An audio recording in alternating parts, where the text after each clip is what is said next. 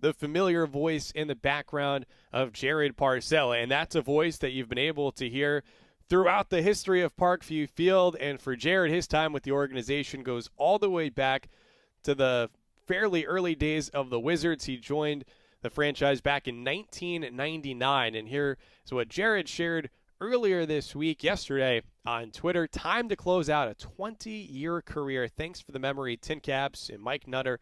Looking forward to the new challenges at Ruoff Mortgage. And so it's, on one hand, it's bittersweet because it's sad to lose Jared here.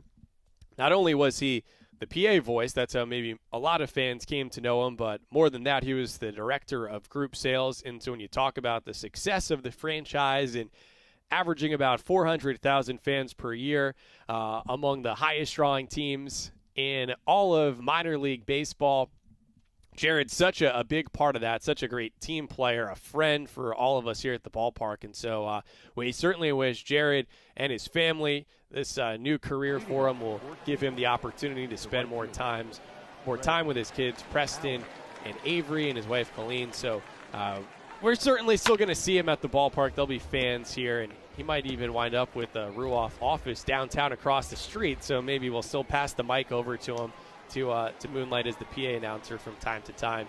But the end of an era, a great run here for Jared Parcell. Well, top of the ninth, the TinCaps on the cusp of shutting out the Lake County Captains, the Indians affiliate. And we still have Megan Sally from Fort Wayne's NBC with us. We're going to try to give this a go here.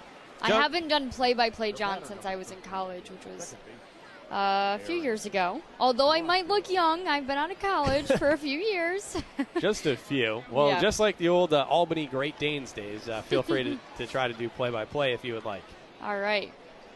Still got Cantillo on the mound.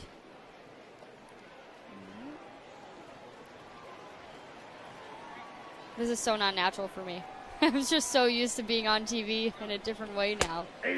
All right, up in the strike zone there.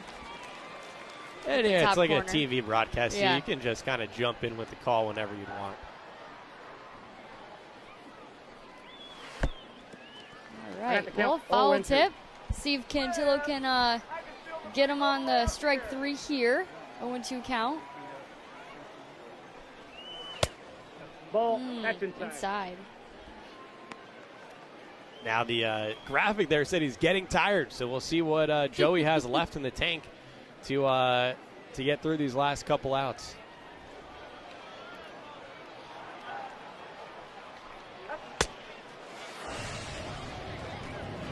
And strike 3, Joey Cantillo with another strikeout tonight.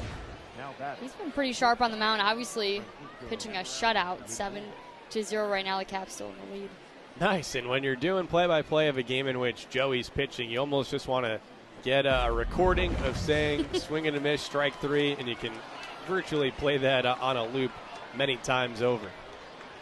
So the TinCaps just 1 out away here from another victory. Ball 1, no strike. What, 78, you know? That'll be the mark here. With the asterisks.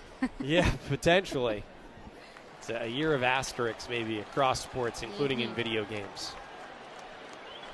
2012 captain and current Indians star Francisco Lindor, who had singled back in the first, and you thought maybe that was the sign of a solid night offensively for the Captains.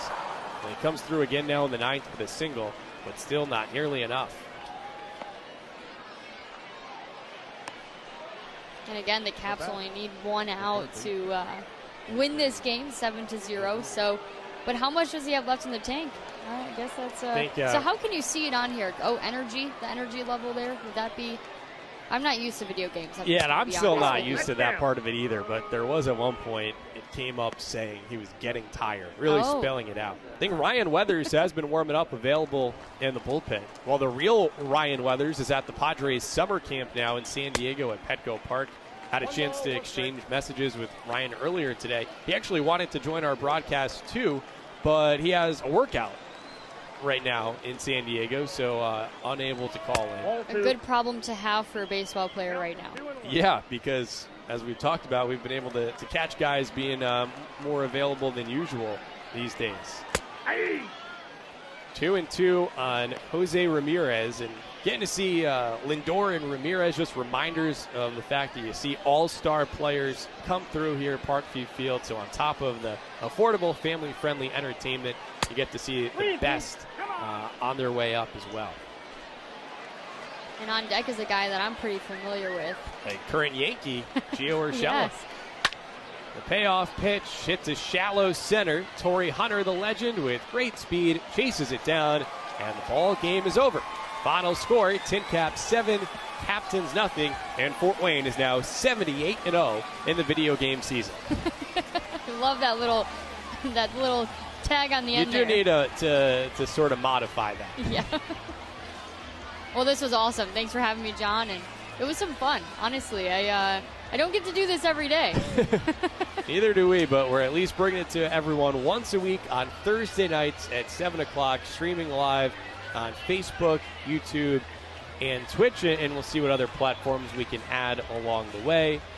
While you're on social media, though, make sure to follow Megan on Twitter and stay tuned for her story, a behind-the-scenes look at our virtual TinCaps broadcast. That's right.